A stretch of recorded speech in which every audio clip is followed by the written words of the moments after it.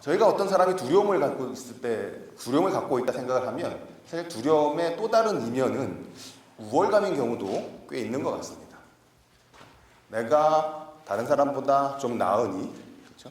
다른 사람이 나를 오염시킬까 걱정하게 되고, 그 오염에 대한 걱정은 경계심과 두려움으로 불러일으키려 하는 것이죠.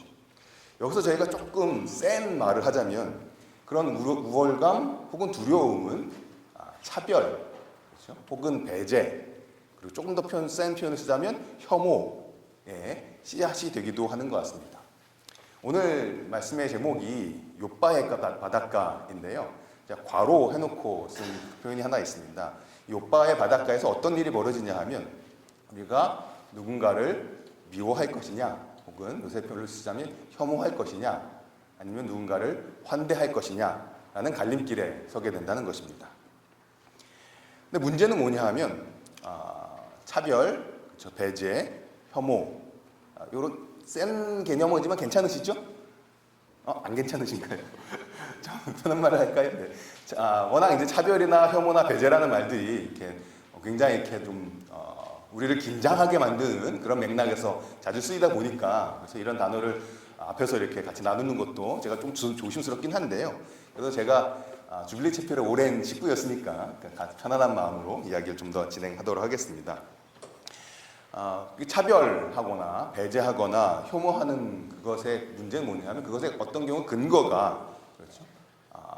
우리가 성경에서 그걸 찾아내는 경우도 있다는 거죠. 그렇죠?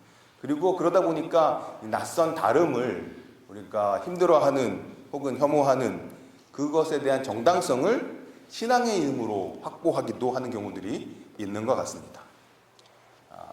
저는 이제 뷰라는 곳에서 밴쿠버 기독교 세계관 대학원이라는 곳에서 세계관에 관해서 고민하고 같이 나누고 공부하는데요.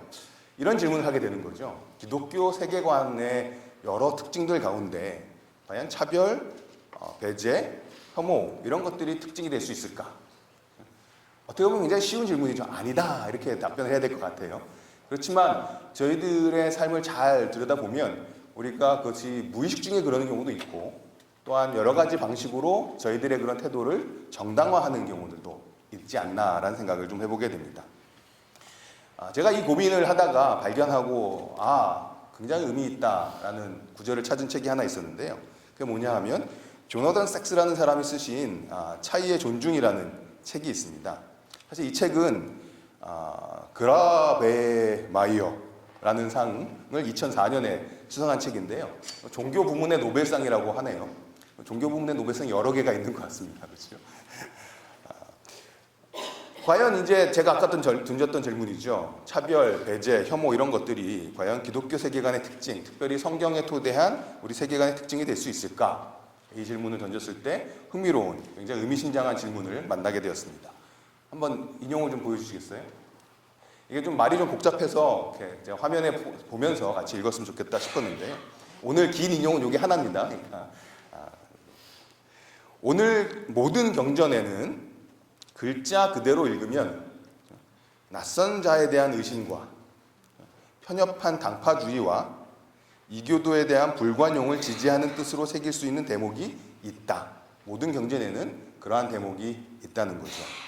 그런데 또한 모든 경전에는 이방인과의 공통성, 구계자에 대한 공감, 소외와 적의 좁은 울타리 너머로 손을 뻗치는 용기를 강조하는 대목도 있다.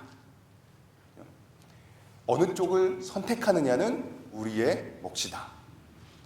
너그러운 대목을 나머지 부분을 해석하는 열쇠로 삼을 것인가? 아니면 거친 대목으로 우리의 정체성과 과업을 해명할 것인가? 모든 경전이라고 이야기하고 있으니까요. 이게 단지 성경만 이야기하는 건 아니죠. 하지만 저희가 익숙한 성경을 생각해 봐도 이 말이 그리 틀리지는 않은 것 같습니다. 여기서 이 저자가 지적하고 있는 낯선 자에 대한 의심, 편협한 당파주의, 제가 센 단어들이 많이 나오네요. 센 단어들 가운데 이렇게 소리조차도 좀 세죠. 쌍파, 그렇죠? 이런 이렇게 파열음도 많이 나는데요. 편협한 당파주의, 이교도에 대한 불관용, 이러한 것들을 사실 성경에서 제가 읽게 되는 것은 그리 어렵지 않은 상황이죠. 예를 들어 보면 저희가 이제 이 문제들 가지고 성경 읽을 때 씨름을 많이 하고 고민을 많이 합니다만 문자적으로 그냥 일단 읽었을 때 여호수아서에 보게 되면 가나안 민족을 질면시키는 명령이 나오죠. 그래서 또 에스라, 느헤미야서에 보게 되면 이방인을 쫓아냅니다. 그렇죠? 이방인과 결혼했다고 해서 아이와 아내들을 쫓아내죠. 어떻게 쫓아냈으면 어떻게 살아갈 수 있을까요? 그렇죠? 이러한 본문들을 읽다 보면 그렇죠? 그야말로 성경이 낯선 자에 대해서 관용치 않는 그런 모습을 보여주는 것처럼 보이고요. 그렇죠? 이야기뿐만 아니라 구약의 율법을 보면 또 외부인을 차별하는 듯한 내용도 읽게 됩니다. 예를 들어서 돈을 빌려줬는데 빌려준 사람이 같은 히브리 동족이면 이자를 받지 말라고 해요. 그렇지만 히브리 동족이 아니라 이방인에게 돈을 빌려줬으면 이자를 받아도 된다고 합니다. 물론 그 이유에 관해서 여러 가지 저희가 논의할 수 있겠습니다만 당장 히브리 민족에게 동족에게 빌려줄 때는 이자를 받으면 안 되지만 이방인들에게 빌려줄 때는 받아도 된다. 뭔가 차별하는 것 같은 느낌입니다.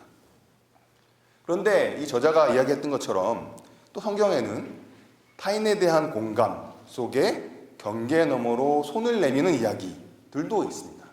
그렇죠? 예를 들어서 룻기를 읽어보시면 그렇죠? 그야말로 환대라는 것이 어떤 신앙적 의미를 갖고 있는지를 아주 적극적으로 저희에게 보여주지요. 모압 여인을 베들레헴 공동체가 품어냅니다. 또 오늘 저희가 본문으로 읽고 싶은 요나서에 보게 되면 하나님의 선민이라고 우호식을 갖고 있는 이스라엘에게 그 선민의식이 얼마나 우스꽝스러운 건지를 풍자하는 모습을 또한 저희가 볼 수 있습니다. 개념어들 한 번 더 사용하면요. 배제, 그렇죠? 그리고 포용. 과연 이 두 가지 중에서 어떤 것이 기독교 세계관의 토대가 될 수 있을까라는 질문을 하고 있는 거죠.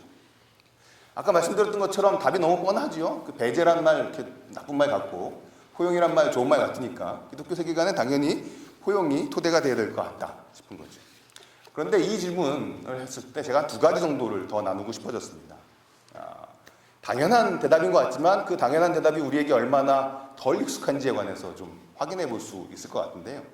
첫 번째는 퀴즈를 하나 드리도록 하겠습니다. 5가지 문장을 드릴 텐데요. 그 중에서 차별의 표현을 담고 있지 않은 문장을 골라주시면 됩니다. 자, 기억력 테스트, 이건 기억력 테스트인가요? 5개 문장을 드리고 차별의 표현을 담고 있지 않은 문장을 골라달라고 하니까 5개를 다 기억하셔야 되잖아요. 자, 1번.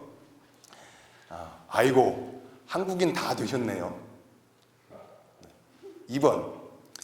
장애 때문에 힘드시겠지만 희망을 가지세요. 3번. 여자들이 수학에 좀 약하기는 하잖아. 저희 집을 보면 좀 그렇긴 합니다. 4번. 내가 좀 까매서 그런지 동남아 사람들이 자꾸 친근하게 보이더라. 5번째, 5번.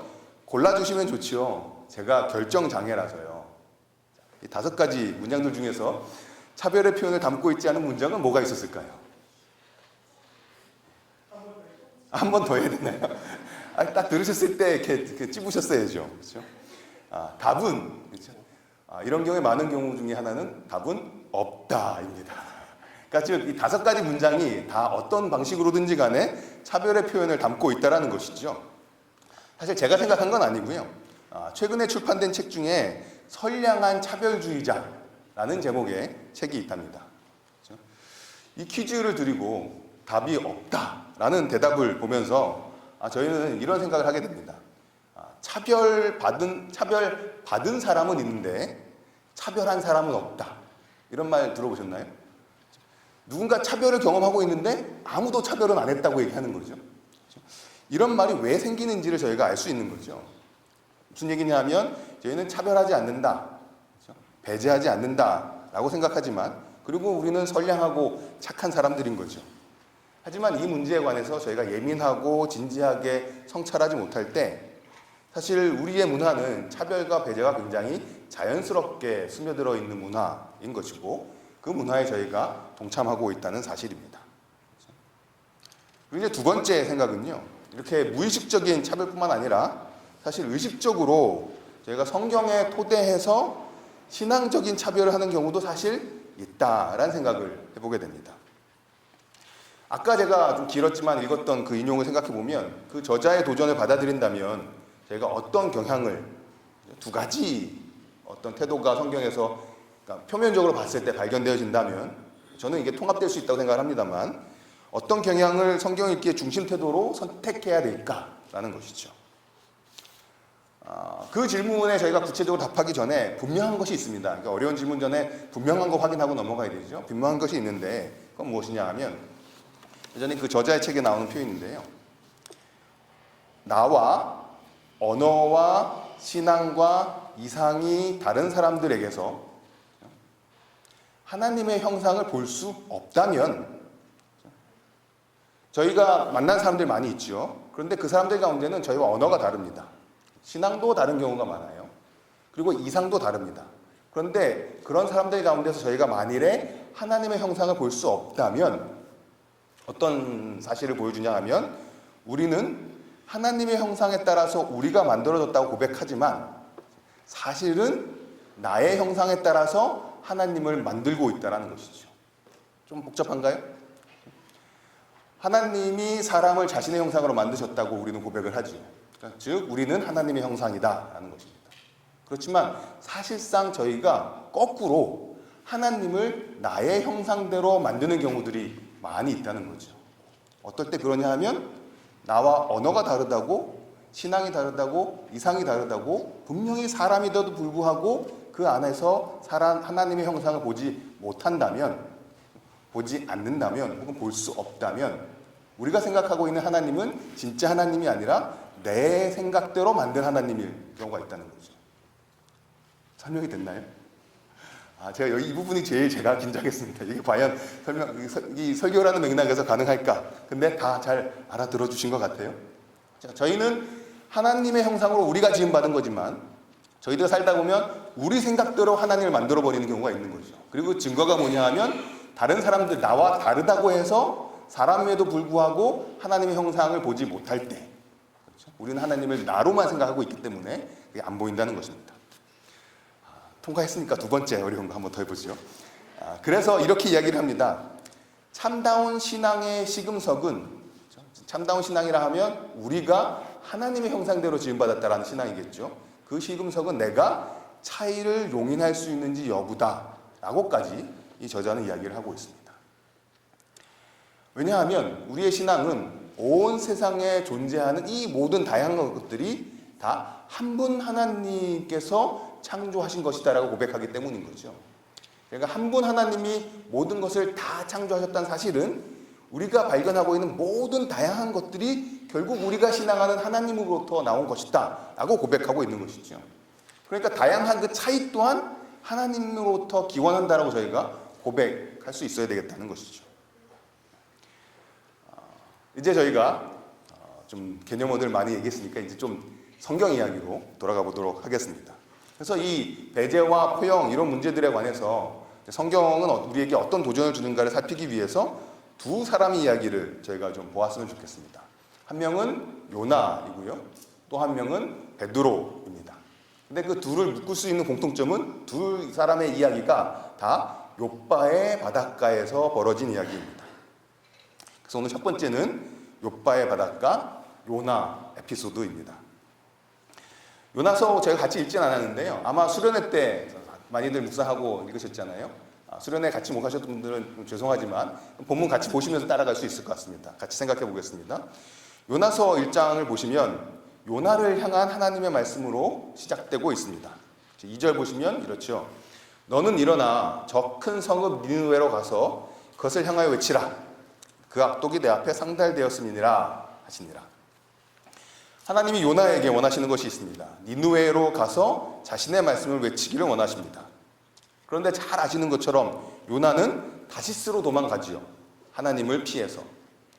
지리를 보면 자연스럽게 보이는 것이 다시스하고 니느웨는 정반대더라 이런 거죠. 왜 도망갔을까요? 1장에서는 아직 그 이유가 명확하게 나오지 않습니다. 하지만 나중에 이어지는 이야기를 쭉 따라보면 요나는 니느웨 사람들이 하나님의 은혜를 입어서 살아나는 게 싫었습니다. 싫었던 거예요. 그럴 줄 예상하고 그러면 자기는 싫다 이랬던 거죠. 2절을 보시면 하나님은 요나에게 일어나라고 명하십니다. 그렇죠? 일어나 외치라. 3절 보시면 요나가 일어나고 있습니다. 저희 한글의 문법 때문에 피하려고 일어났다라고 피하려고가 먼저 나오지만 히브리어를 들여다보면 일어나라는 동사가 먼저 나옵니다. 2절에 하나님이 요나 보고 일어나라고 그랬는데 요나가 일어난 거예요. 그러니까 요나가 순종하나 보다라는 기대를 살짝 우리에게 던져줍니다. 그런데 그 뒤에 바로 일어났던 이유가 나오는 거죠. 피하려고. 다시스로 도망하기 위해. 하나님의 얼굴을 피하기 위해. 흥미로운 건 그렇던 요나에게 기회가 그대로 포착이 됩니다. 그 다음 절 보시게 되면 요나는 욥바로 갔는데 거기에 마침 다시스로 가는 배를 만납니다. 사실 제가 한글 성경으로 예전에 요나서를 읽었을 때 여기 마침이라는 단어가 딱 있을 때 너무나 신기했어요. 딱 욥바로 갔는데 거기에 해필이면 그때 마침 딱 다시스로 가는 배가 있었던 거죠. 그래서 제가 히브리어를 배우게 됐을 때 요 구절을 찾아봤던 구절 중에 하나가 여기입니다. 마침이 딱 뭐가 있을까? 근데 안타깝게도 히브리어로 마침이라고 번역되는 단어는 딱 없더라고요. 그러니까 지금 마침이라는 번역은 히브리어의 표현을 번역한 게 아니라 이 분위기를 잘 살려서 한글 번역이 되어 있는 것입니다. 그래서 히브리어 본문은 없지만 이 마침이라는 표현은 이 장면의 분위기를 아주 드라마틱하게 묘사하고 있죠. 그러면 요나의 도망이 아주 일사천리로 진행되고 있습니다. 한 문장 한 문장 잘라서 읽어보면 이렇습니다. 요나가 일어났습니다. 다시스로 도망하려고요. 여호와의 얼굴을 피해서요. 그리고 그는 욥바로 내려갔습니다. 그리고 그는 다시스로 가는 배를 발견했습니다. 그리고 그는 뱃삭스를 주었습니다. 그리고 그 안으로 내려갔습니다.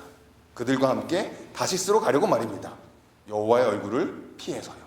여호와의 얼굴을 피한다는 표현이 처음과 마지막에 같이 나옵니다. 이어지는 본문에서는 내려가다라는 동사가 계속 반복됩니다.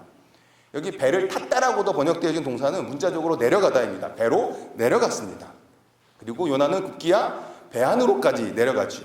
5절 보시면 배 밑층까지 내려갑니다. 내려가고 있습니다. 물론 지금의 묘사이겠습니다만 하나님과의 관계에 있어서 요나의 상태 또한 그 움직임이 잘 묘사하고 있는 것 같습니다. 요나 입장에서는요, 원하는 데 일이 잘 풀리고 있어요. 그런데 하나님이 보내셨던 자리에서 멀어질수록 그는 또 내려가고 있습니다. 이것이 요나의 상태였습니다. 그런데 흥미로운 건 이런 상태와도 관계없이 요나는 요새 말로 표현하자면 선민부심. 얘기했을 때 좀 같이 이렇게 분위기가 좀 화기애매해지기를 기대했는데 선민부심. 무슨 뜻인지 아시나요? 부심이란 표현이 자부심을 요새 젊은 사람들이 줄여서 하는 말이더라고요. 그러니까 선민이라는 자부심, 요거를 짧게 줄이면 선민부심이고요. 그러니까 우리가 주빌리 성도라는 자부심이 있다 그러면 주빌리 부심 이런 표현 쓰시면 됩니다. 네. 선민부심 가득한 예언자의 모습을 저희가 보고 있습니다. 그래서 저희는 세상에는 1도 관심 없는 선민부심 가득한 예언자를 만납니다.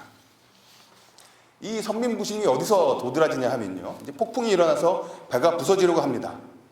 근데 뱃사람들이 이 폭풍에 대해서 반응하는 모습이 나오죠. 5절을 보시면 이 사공들은 두려워합니다. 그리고 나름대로 자기의 신을 부릅니다.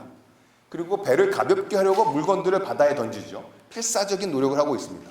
그런데 그런 사공들은 노력하는데 요나는 배 밑층에 내려가서 누워 깊이 잠이 들어 있습니다. 위급한 상황 속에서 자기의 신들에게 부르짖으면서 살기 위해서 안간힘을 쓰고 있는 사공들과는 달리 요나는 배 밑층에 깊이 잠들어 있을 뿐입니다. 이 예언자라는 사람은 세상의 상황에 1도 관심이 없는 모습을 보여주고 있습니다. 누구 때문에 이렇게 됐을까? 사람들이 제비를 뽑았습니다. 요나가 제비가 뽑혔죠. 그래서 너 누구냐? 라고 물어봐요. 도대체 당신 누구시길래 우리 이렇게 어려움에 몰고 가시나요? 그랬더니 요나가 굉장히 자랑스럽게 대답을 합니다. 9절 보시면 물어보잖아요. 너 누구냐? 그랬더니 이렇게 대답합니다. 나는 히브리 사람이요. 바다와 육지를 지으신 하늘의 하나님 여호와를 경외하는 자입니다. 이 표현을 통해서 요나가 얘기하고 싶은 건 나는 당신네들과는 수준이 다른, 차원이 다른 사람이다 라는 것을 이야기하고 싶은 것 같습니다. 10절을 보시면 요나는 자기가 하나님의 낯을 피해서 도망가고 있다는 사실조차도 아무 부끄러움 없이 말하는 것 같습니다. 어떻게 이런 멘탈을 가질 수 있을까요? 선택받은 사람인 이상 자기의 행동은 어떻든지 괜찮다고 생각하는 것 같습니다. 이 말을 들었을 때 오히려 놀라는 것은 이방 뱃사람들이었습니다. 아니 도대체 자기가 섬기는 신의 명령을 거역하고 어떻게 도망갈 수 있는가라는 거죠. 놀랐습니다. 이 상황에서 요나는 자신을 바다에 던져서 문제를 해결하라고 이야기합니다.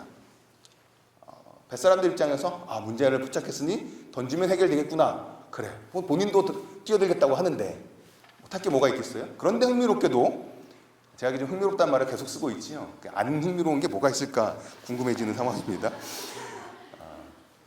요나가 자기를 던지라고 하는데요. 이 뱃사람들은 그것을 기꺼워하지 않습니다. 자기네들이 죽기 일보 직전이고 이 사람을 바다로 던지면 자기네들이 살아날 수 있을 것 같음에도 불구하고 바로 그렇게 행하지 않아요. 어찌하든지 간에 요나를 살려보려고 이방 뱃사공들이 애를 씁니다. 근데 하다 안 되니까 결국 어쩔 수 없이 요나를 바다에 던집니다. 근데 바다에 던지고 나서 마음이 굉장히 많이 불편했던 것 같아요. 그래서 자신들에게 살인죄를 지우지 말아달라고 이스라엘의 하나님께 부르짖습니다. 사람들이 어떤 운명에 처했는지에 관해서는 일도 관심 없었던 선민부심만 가득했던 예언자는 자신이 이방인들과는 다른 차원의 존재라고 생각했습니다. 그런데 그 예언자가 그렇게도 무시했던 이방인 뱃사람들은 그 마음이 오히려 하나님의 마음을 더 닮아 있는 것 같습니다. 그들은 사람의 생명을 귀하게 여길 줄을 알았던 것이죠. 그리고 그런 하나님의 역사를 경험했던 사람들은 이제는 주님을 두려워할 줄 아는 예배자들이 됩니다.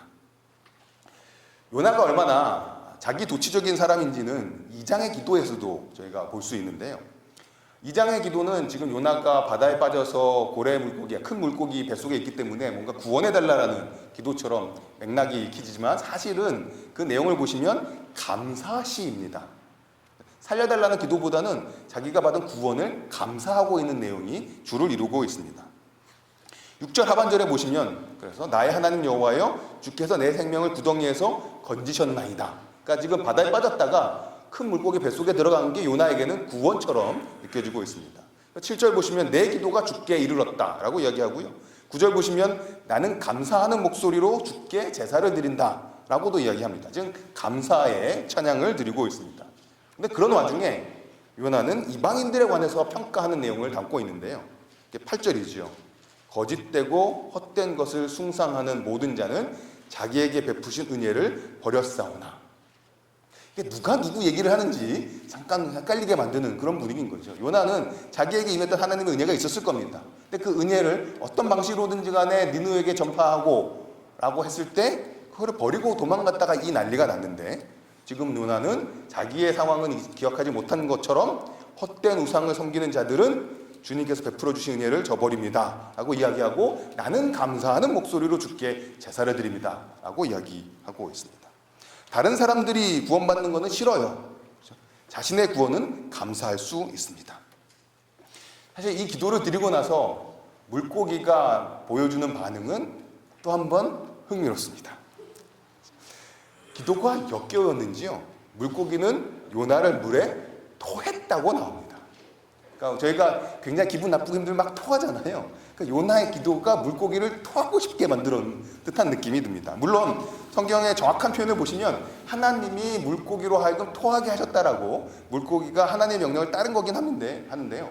해필은 거기에 물고기가 요나를 정말로 개원했다라는 동사를 쓰고 있는 건 아주 흥미로운 상황입니다.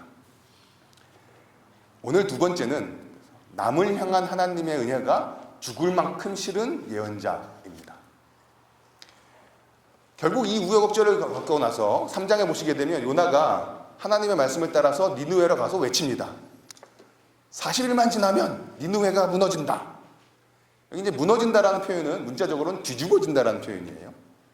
어떤 곳이 멸망하거나 어떤 방향이나 외모가 변화될 때 뒤집어진다라는 표현을 쓰죠. 제가 아침에 일어났을 때 피부가 뒤집어지는 경우가 있습니다만 여기도 제가 앞으로는 농담을 전혀 시도하지 않도록 하겠습니다. 그냥 진지하게 쭉 가도록 할게요. 네. 농담을 더 듣고 싶으시면 반응을 이렇게 해주시면. 네. 뒤집어진다는 표현은 멸망의 맥락에 쓰이기도 하고요. 방향이나 외모의 변화를 의미하는 경우도 있습니다. 피부가 뒤집어지는 경우도 있는 거죠. 네. 연습을 했는데도 안 되시네요. 여기 분명히 이어지는 이야기를 보면 요나가 외칠 때 니느웨가 그런 의미에서 무너진다라고 얘기했잖아요. 그렇죠? 무너지기를 바라면서 멸망하기를 의미해서 멸망한다는 의미에서 뒤집어지기를 바라며 외쳤을 것 같습니다. 실제로 근데 니느웨가 뒤집어지기는 합니다. 그래 요나가 기도했던 방식은 아니죠. 다른 방식으로 뒤집어집니다. 방향이 바뀝니다. 이 요나의 외침을 들었던 니느웨 사람들은 하나님의 말씀을 믿고 금식을 선포하고 지위고하를 막론하고 돌이킵니다. 사람뿐만 아니라 동물까지 금식하면서 베옷을 입습니다. 동물까지 베옷을 입었다는 장면이 어떻게 보면 우스꽝스럽긴 하지만 1장에서 만났던 이방인 뱃사람들하고 그냥 비슷하지요. 신속하고 명확하고 굉장히 진지합니다. 근데 그러자 하나님께서는 예고했던 재앙을 거두시는 거죠. 심판이 임해서 무너질 거다라고 얘기했는데 돌이켰어요. 회개했습니다. 그래서 하나님께서 재앙을 거두셨습니다. 모두가 다 행복하고 기뻐해야 하는 순간이지요.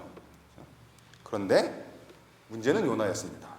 이런 상황이 화가 날 정도로 매우 못마땅했습니다. 그 4장 3절을 보시면 여호와여 원하건대 이제 내 생명을 거두어 가소서. 사는 것보다 죽는 것이 내게 낫습니다. 요나는 지금 자신이 혐오하고 싫어하는 니느웨 사람들에게 하나님의 은혜와 자비가 베풀었던 사실이 그야말로 죽을 만큼 싫었습니다. 이런 생각인 거죠. 하나님의 은혜와 자비는 나에게만 베풀어져야 한다. 이어지는 이야기는 이러한 요나의 내로남불. 오늘 제가 여러 가지 신세대어를 말씀드리네요. 내로남불. 내가 하면 로맨스, 남이 하면 불륜인 거죠. 요나의 똑같은 행동을 해도 내가 하는 건 괜찮고 남이 하면 안 된다는 태도를 또한 이어지는 이야기는 강력하게 보여주고 있습니다. 4장 5절 보시면 하나님께서 재앙을 이제 멈추신 상황에서 요나는 과연 니느웨가 결국은 어떻게 되는지를 못마땅한 마음을 갖고 계속 지켜봅니다. 아주 까칠하죠. 근데 하나님은 이 까칠한 태도에도 불구하고 박넝쿨을 보내주셔서 그에게 좋은 환경을 주셨습니다. 마음은 지금 까칠한데 싫은데 그래도 선선한 상황에 놓이니까 기분은 좋아졌어요. 그런데 바로 다음날 아침에 하나님이 벌레를 보내서 박넝쿨을 없애지고 뜨거운 바람을 보내자 요나는 다시금 불평합니다. 죽겠다고. 8절 보시면 요나는 혼미하여 스스로 죽기를 구하며 이르되 사는 것보다 죽는 것이 내게 나으니이다. 2번이나 죽는 게 낫겠다. 이럴 바에는 라고 이야기를 하고 있죠. 타인에게 베풀어진 하나님의 은혜는 못마땅해서 죽겠고 자기에게 베풀어지는 은혜가 없어지는 것은 기분 나빠서 죽겠습니다. 이제 하나님이 너 그래 박넝쿨에 대해서 그렇게 화내는 게 맞냐? 라고 물으시니까 요나는 내가 성내어 죽기까지도 맞습니다. 라고 대답을 하죠. 요나에게 있어서 자기가 화내는 건 항상 정당했습니다. 이것이 욥바에서 시작되었던 요나의 이야기입니다. 사실 이런 요나서는 맨 마지막에 질문으로 끝납니다. 하나님이 모든 사람들과 피조물을 아끼는 것이 옳지 않냐? 라는 질문으로 끝납니다. 마지막에 질문으로 끝나는 성경은 참 드문데요. 그 질문은 마지막에 있다 보니까 요나 이야기에 멈추지 않고 지면에서 튀어올라서 이것을 읽고 있는 저희들에게, 모든 사람에게 그 질문이 던져지고 있습니다. 특별히 요나처럼 하나님의 은혜를 배타적으로 이해하고 자신만 선민이라고 생각하는 사람들에게 이 질문은 더 강력하게 다가옵니다.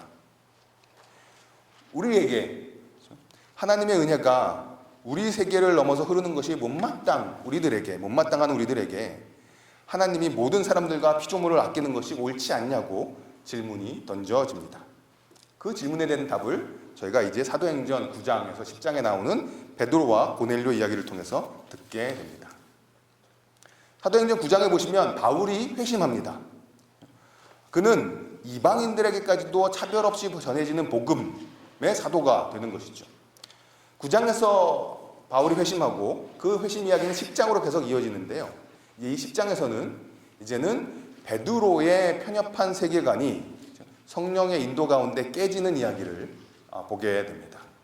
9장에서는 이방인들을 향한 사도 바울이 회심을 하고요. 10장에서는 베드로의 생각과 세계관이 이방을 향해 열리는 일이 벌어지는 거죠. 9장 마지막 부분에서 베드로는 다비다라는 여 제자를 살리고요. 욥바에 있는 무두장이 시몬의 집에 여러 날 머물게 됩니다.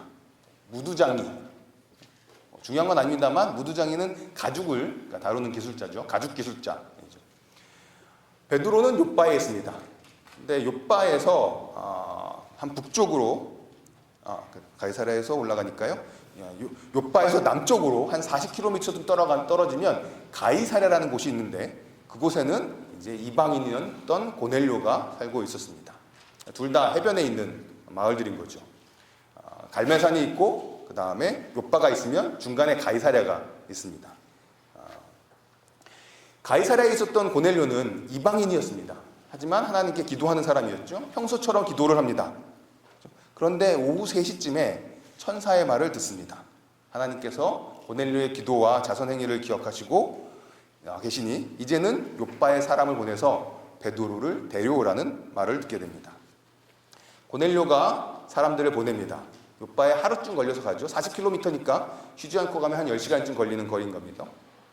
욥바에 가까이 갔을 때 이제 베드로는 정오 기도, 12시 기도를 드리러 지붕에 올라가 있었습니다. 익숙한 이야기시죠? 그 기도 가운데 하늘에서 내려오는 보자기 환상을 봅니다. 그 안에는 각종 4발 달린 짐승과 기는 것과 공중에 나는 것들, 온갖 부정한 동물들이 골고루 종합 선물 세트로 들어있었습니다. 일어나 잡아먹으라 라는 음성을 듣습니다. 베드로가 거부하지요. 절대 안 됩니다. 왜냐하면 그 부정한 짐승들을 먹는 것은 자기가 지금까지 살아왔던, 가지고 있었던 신앙과 문화를 전적으로 부정하는 것이었기 때문입니다. 게다가 그러한 부정한 동물들을 먹는 것은요, 베드로가 아는 한 결코 성경적이지 않았습니다. 구약에 먹지 말라고 분명하게 되어 있잖아요. 그런데 음성은 계속 이어지지요. 하나님께서 깨끗하게 하신 것을 속되다고 하지 말아라. 베드로가 계속 안 된다고, 절대 못 먹는다고 하니까 이것이 3번이나 반복됩니다. 우리나라 문화는 3-4번을 한 거잖아요. 3번이나 반복되니까 베드로가 궁금해지는 거죠. 도대체 이게 무슨 뜻일까? 그래서 어리둥절했다고 나옵니다. 이때 마침, 그렇죠? 2번째 마침이죠. 고넬료가 보낸 사람들이 시몬의 집 문 앞에 도착합니다. 베드로 집 앞에 도착을 합니다. 사실 19절을 보시면 베드로가 이 환상의 뜻이 뭘까라고 고민하고 있었을 때 들었던 성령의 음성이 있었습니다. 하나님이 2 사람을 보내셨다는 것이죠. 그래서 그 성령의 음성을 기억하고 있던 베드로는 이 2 사람을 만나서 자기를 찾아오게 된 자초지종을 듣습니다. 그리고 나서 하룻밤 재우고 나서 가이사랴로 함께 길을 떠납니다. 그래서 가이사랴에 갔더니 저희가 오늘 읽었던 본문인 내용인 거죠. 고넬료는 친척과 친구들과 함께 기다리고 있었습니다. 고넬료가 이방인이었잖아요. 근데 이방인 한 명 있는 게 아니라요. 고넬료의 친척과 친구들이 무리로 함께 있었습니다. 이방인 한 명을 만나는 것도 사실 쉬운 일이 아니고 자기의 예가 아닌데 지금 고넬료의 친척과 친구들이 함께 있는 상황입니다. 유다 사람이었던 베드로가 다른 민족 사람들과 어울리는 것은 율법에 어긋나는 일이었죠. 지금 우리가 율법에 어긋난다는 표현이면 율법은 죽은 거니까 이렇게 생각할 수 있겠습니다만 당시식으로 얘기하면 자기네들이 알고 있는 방식에 의하면 성경적이 아닌 거예요. 그렇죠? 유다 사람인 자기가 이방인들과 만나는 것은 베드로의 생각에 성경적이지 않았던 것입니다. 친구들도 많고 친척들도 많은 그런 상황인 거죠. 신앙적이지 않은 일을 지금 하고 있는 것입니다. 세계관이라는 말을 쓰자면 지금까지 가지고 있었던 세계관과 충돌되는 일을 지금 베드로는 감히 하고 있는 것입니다. 고넬료와 대화를 하잖아요. 그러면서 이제 베드로는 지금 벌어지고 있는 일이 하나님의 계획이구나 라고 확신하게 됩니다. 이 상황을 28절, 29절이 이야기하잖아요. 그렇죠? 유대인으로서 이방인과 교제하며 가까이 하는 것이 위법인 줄은, 율법에 어긋나는 줄은, 성경적이지 않은 줄은 너희도 알거니와 하나님께서 내게 지시하사 아무도 속되다 하거나 깨끗하지 않다 하지 말라 하시기로. 그렇죠? 부름을 사용하지 아니하고 왔노라. 문논이 왜 나를 불렀냐 하는 것입니다. 그는 지금 자신의 신학, 자신의 세계관을 깨뜨리는 용기를 내고 있습니다. 그 용기는 어디에서 왔을까요? 그에게 주어진 하나님의 말씀 때문이었던 것이죠. 사람을 속되거나 부정하다고 하지 말아라 라고 자기에게 주어졌던 하나님의 말씀 때문이었습니다. 그런데 잘 생각해 보시면요, 사람을 속되거나 부정하다고 하지 말아라라는 그 말씀 가운데 고넬료가 명시적으로 언급되지는 않잖아요. 그런데 이 상황을 지금 베드로는 이 말씀을 자신이 고넬료를 만나고 있는 상황에 적용하고 있는 것이죠. 그래서 제가 마지막 부분에 조금 더 어려운 표현 하나 더 써보겠습니다. 최종원 교수님, 저희 비회사 같이 섬기고 있는 최종원 교수님이 최근에 쓰신 책 제목이 있죠. 뭐냐 하면 텍스트를 넘어 콘텍스트로라는 제목입니다. 여기 두 표현이 나오죠. 텍스트하고 콘텍스트. 텍스트가 하나의 말씀이라면 콘텍스트는 상황이라고 이야기할 수 있겠죠. 저는 지금 베드로가 자기에게 주어진 텍스트를, 말씀을 자신의 콘텍스트 속에서, 상황 속에서 해석하고 있구나라는 생각을 해보게 됩니다.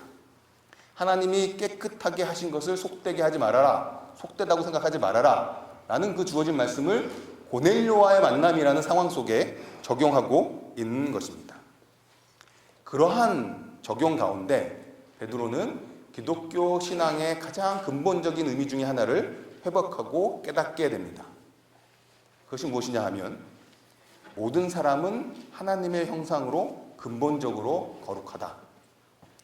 하나님께서 아브라함과 그의 자손들을 부르셨는데 그것은 모든 사람을 회복하기 위한 하나님의 계획의 첫 단계에 불과하다. 그러니 그 계획을 성취하는 복음은 이방인이나 유대인을 차별하지 않는다. 그리고 이방인과 유대인이라는 특정한 조건을 이야기하고 있습니다만 더 일반적으로 인간의 어떠한 조건도 차별하지 않는 것이 복음이다 라는 깨달음을 베드로가 하고 있습니다. 그래서 그런 깨달음 가운데 베드로는 고넬료와 그의 친척과 친구들에게 예수님의 이야기를 전합니다. 그것이 34절 이하의 내용이죠. 베드로가 그렇게 말을 하자 성령이 말씀을 듣는 모든 사람에게 내려옵니다. 모든 사람이 놀라죠. 베드로와 함께 온 할례받은 신자들이 이방인들에게도 성령 부어주심으로 말미암아 놀라니. 이방인들에게 성령이 부어지는 사건이 얼마나 충격적이었는지를 저희가 상상을 해보려면요, 조금 과할 수도 있을지 모르겠습니다만 저희들이 키우고 있는 동물들이 있는데 동물들에게 성령이 내리는 걸 보았다. 정말 충격적인 일이겠죠. 왜냐하면 당시 사람들의 사고방식 가운데, 특별히 유대 사람들, 이스라엘 사람들의 사고방식 가운데 이방인은 개예요. 이방인은 사람이 아니었습니다. 그러니까 안 만나는 것이고 자기의 인애들이 나눠지면 안 된다고 생각했던 것이죠. 그런데 이방인들에게 성령이 내리는 것을 목도합니다. 이거는 지금까지 가지고 있던 세계관이 완전히 깨어지는 순간인 것이죠.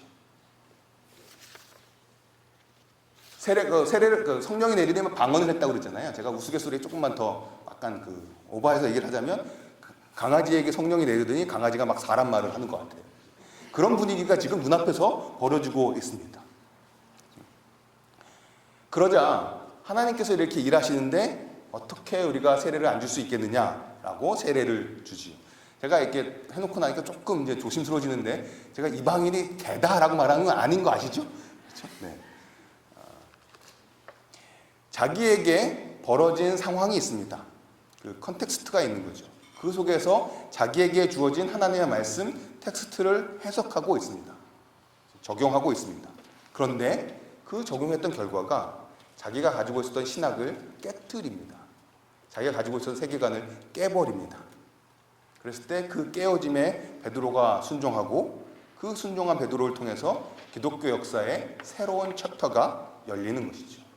예루살렘과 온 유대와 사마리아와 땅끝까지 이르러 주님의 복음이 전해지겠다라는 새로운 챕터가 자기의 세계관을 깨고 신학을 깨고 순종했던 베드로를 통해서 열리고 있습니다. 그래서 오늘 마지막은 우리의 욥바입니다. 수백 년 전에 욥바의 바닷가에 요나가 서 있었습니다.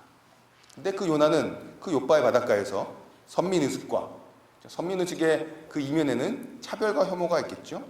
그 차별과 혐오, 선민의식 가운데 요나는 욥바의 바닷가에서 하나님의 지시를 피했습니다. 그런데 바로 그 욥바의 바닷가에서 베드로는 오랫동안 굳어져서 그래서 여전히 힘을 가지고 있는 신앙적인 관습과 전통을 벗어버리고 성령의 새로운 역사, 하지만 오랫동안 기다려졌던 역사에 동참합니다. 두 사건 가운데 고백되어지는 요나와 베드로의 말은 굉장히 닮아 있습니다. 요나는 자부심 넘치게 내가 섬기는 하늘에 계신 하나님이 바다와 육지를 지으신 분이라고 고백합니다. 베드로는 예수 그리스도는 만민의 주님이라고 고백합니다. 닮아 있습니다. 그런데 닮아 있을수록 그들의 태도, 그들의 대조는 더욱 또렷하게 됩니다. 고넬료 사건을 통해서 교회라는 곳이 어떤 곳이냐? 민족과 인종의 경계를 초월한 공동체, 이런 곳이라는 사실이 역사 속에 또렷이 새겨지기 시작합니다. 그 역사의 시작은 베드로가 받았던 말씀, 그에게 주었던 경험, 그 사이에서 이루어진 결단, 그것이 결정적이었습니다. 말씀을 정리하겠습니다. 제가 세계관을 같이 나누고 공부하고 고민하잖아요. 세계관은 세계에 관한 것이죠. 그런데 그 세계 속에는 하나님의 형상, 하나님께서 자신의 형상으로 창조하신 너무나 다양한 사람들이 함께 살아가고 있습니다.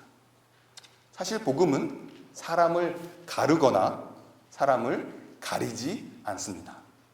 그래서 갈라디아서 말씀에서 유대 사람과 그리스 사람, 종과 자유인, 남자와 여자, 그 어떤 종류의 차별 없이 모두 그리스도 안에서 하나를 만든 것이 복음이라고 이야기합니다. 그 복음은 지금 우리가 사람들을 가르는 여러 기준들을 녹입니다. 그리고 그것으로 인해 생긴 담들을 무너뜨립니다. 만일에 우리가 가지고 있는 기독교 세계관의 뿌리가 복음이어야 한다면 그런 복음이 우리가 가져야 될 세계관의 뿌리가 될 것입니다. 우리의 세계관은, 우리의 복음은 차별과 혐오의 율법이 아니라 포용과 환대의 복음을 담아내야 할 것입니다. 저희가 교회의 일원이라면, 즉 민족과 인종의 경계를 초월한 공동체의 일원이라면 저희가 서 있는 욥바의 바닷가에서 우리가 어느 길로 가야 할지는 명확해 보입니다. 혐오의 길인가, 환대의 길인가?